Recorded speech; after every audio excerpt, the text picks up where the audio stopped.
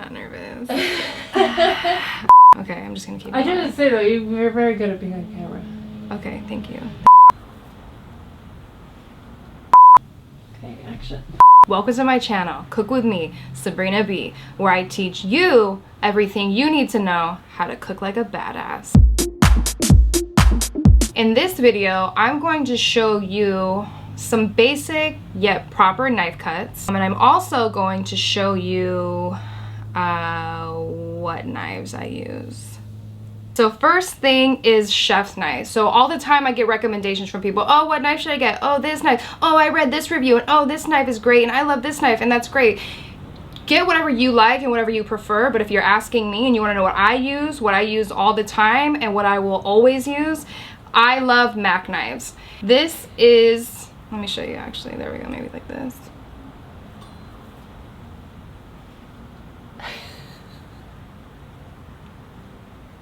This is a Mac knife, and these knives are 100% made in Japan. They are the best. Japanese knives are the best. They're the best, they're the best, they're the best, absolutely the best. You can check out their website. They have many different styles, many different lengths, but personally, I love this knife. It's called the Mac Mighty, and it's about 6 inches, I think, 6 or 7 inches. And for me, that's perfect. Like, I have small hands, small knife works great for me. I've used larger knives, and I just really think that it's unnecessary. And for me, like between 6 and 7 inches in the blade is like perfect. I don't need anything more than that. These knives, when they come, they're already 100% sharpened already. They already have the perfect edge. They stay sharp. They're made from a mix of like carbon steel, stainless steel, so it's not going to rust. The carbon steel is going to make sure that it just consistently stays sharp. And another thing too about Japanese steel is that it's a lot softer, which I know that might sound weird, but it's basically like it's easy to sharpen and it stays sharp. Also, what they sell on the side, this little what do they call this? Recommended for Mac knives. I think this is like called the sharpener. I don't really know, but basically all you have to do, this is another one that I have that's like not new. And basically what I do when it becomes dull is I literally, I don't know if that's easier. What is that? Like, and I run it on there about like 3 to 4 times and it sharpens it basically like new. The only thing I would say is like, you don't want to do this like over your food. You want to do this away from your food, and immediately you want to clean the knife and dry the knife because, you know, it's like taking parts of the metal off. Okay, so next, this is my favorite knife of all knives. Of all knives, this is the most epic knife. If I love you, if I know you, you are a part of my life and in my family or my friend, I have given you this knife. And if you have this knife and I gave you this knife, it's because I love you, because I love this knife. Okay, so here it is. This is Victorinox. This is made in, I think it's Switzerland, I'm not sure, but it's literally the best knife. It's a serrated knife, so it has a nice serrated edge. This knife is like extremely sharp. It has so many purposes and so many uses. I love this knife, and this is literally like the best knife. This will change your life. Like this will transform and change your life 100%. Buy this knife, get this knife. This is the most amazing peeler you will ever use ever in your life, period. And that's on period. This is the best peeler. Buy this peeler. They come in many different colors. Go to their website, get it, buy it. It's also made in Switzerland, so shout out to Switzerland. Y'all make the best stuff. These 3 knives are the only knives that you will need. 95% of the knife professionally at home, no matter where I am, I literally only use these 3. This is all that you will ever need, these 3 right here. Just buy these knives, use these knives, thank me later, comment in the comments. Thank me later. Comment in the comment section below. Let me know how epic these knives are. Next, what I'm going to be doing is I'm going to be showing you some basic yet proper knife skills. And the biggest thing that I want you to take away from this is that, like, it doesn't have to be perfect, okay? Like, we want to just kind of get things around the same size. Like, don't worry too much. Don't try to make it perfect. Like, that's not what this is about. This is about just like doing it and getting involved and just like actually producing something, actually cooking, and not focusing too much on whether or not it's perfect. I'm gonna show you how to do a cucumber first. So every video we're gonna do knife skills, right? I'm always gonna go through knife skills and how to do everything, but I wanna show you how to position your hand and really just how to hold the cucumber. And that's kind of like what your hand is actually doing. So your ring finger, your pointer finger, your pinky, and your thumb are really sort of holding everything in place so that it doesn't move around, where your middle finger is what kind of guiding everything. And this is what is known as like this sort of claw. But these fingers are really holding everything in place, and then this is just guiding everything.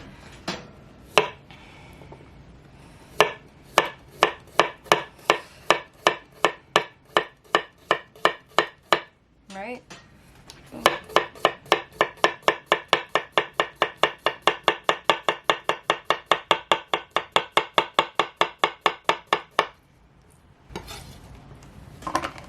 Okay, so I don't cut an onion how everybody else cuts an onion, right? Normally we'll cut this side off, you'll leave the root, you cut it in half, you do a little da-da-da-da-da-da, and then you do this, right? I actually remove both ends.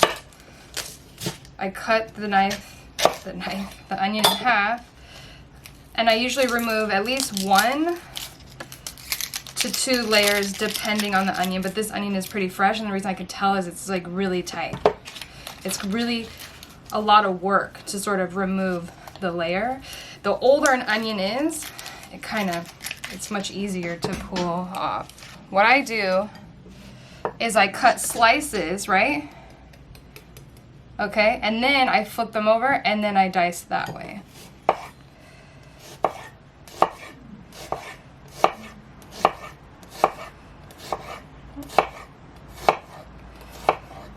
Okay. Right, now I take half, I flip it over, I cut about take 1 or 2 slices, and now I dice this way. I don't know why I do it this way. Actually, I do. I like doing it this way. That's why I do it this way. That's awkward. First thing is we want to remove this outside layer. So again, how you know your garlic and your onions are fresh is they're going to be like very hard and very tight. Firm, I guess. Firm and tight, right? If the pieces, if at this point it's already sort of like falling off each clove, the garlic is already old. So you want really tight garlic. So now I'm just going to peel off each clove. And when it gets down to this part, I usually will just save that and freeze it for broth. I don't even bother with that. So next what you want to do is you want to slice each root.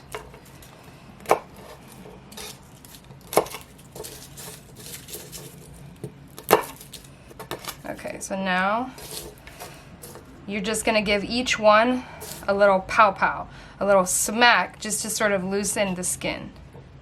Okay, you can do it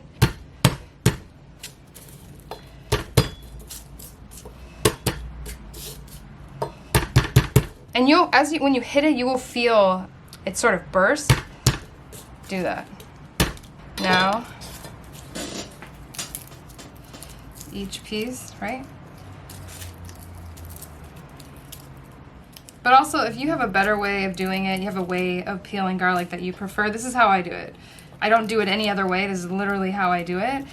But I've seen people have those like little, I don't know, those like little squishy things.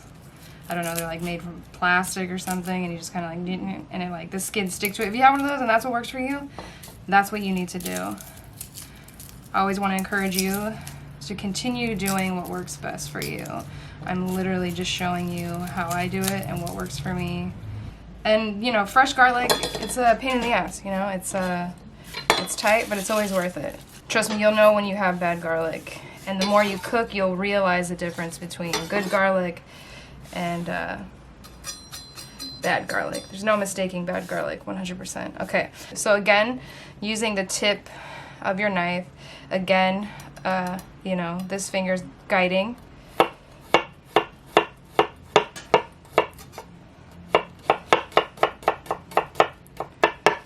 So as I slice, right, it's rolling, right, it's kind of awkward and kind of weird. After I make about one slice, now I have this flat surface. Now I can go ahead and roll the garlic like that, and it's going to be easier. It's not going to move around as much.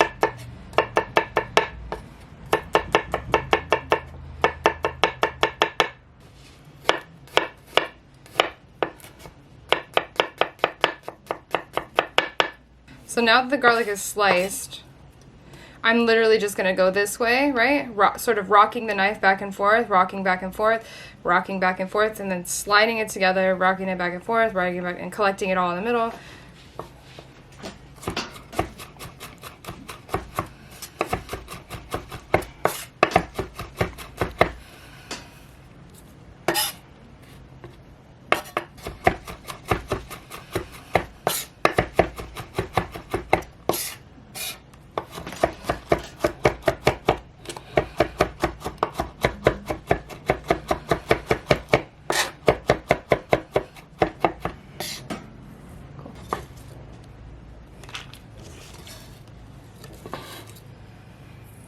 I just want to show you one way you can use this knife, right? This is like, if you don't want to grab your big chef knife, you just want to cook, you want to cut something up really quickly.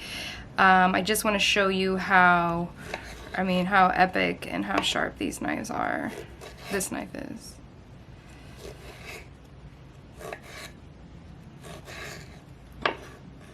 I peel towards myself. If that's scary or you don't feel comfortable, another way to peel is away from you, right? Right? And then away, away, away, away, away, away, away, away, away. Okay, but I don't peel a carrot that way. This is how I peel a carrot.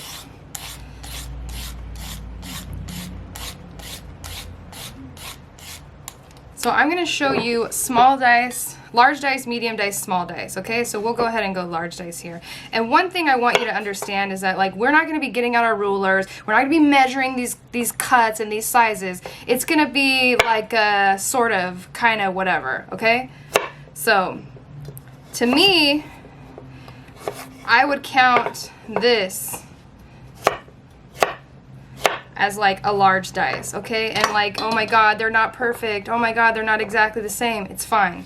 Medium dice.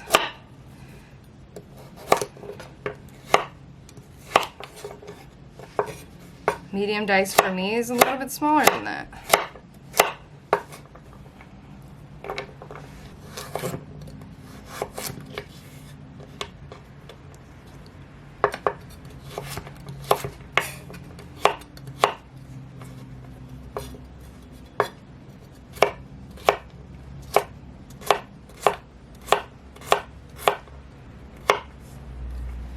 And this is about a small dice, okay?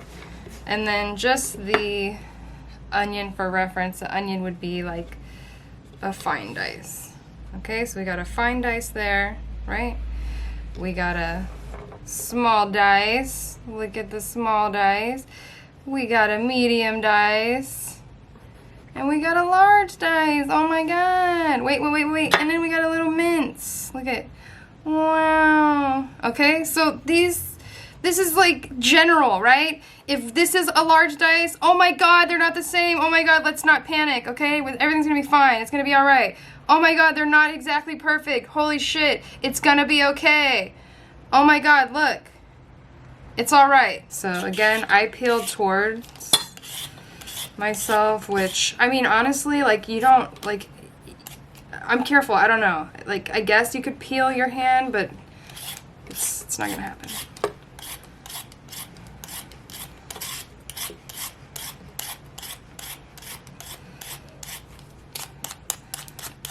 And then sometimes I peel away. I don't know. It just depends on how I'm feeling in the moment. You know, it always changes.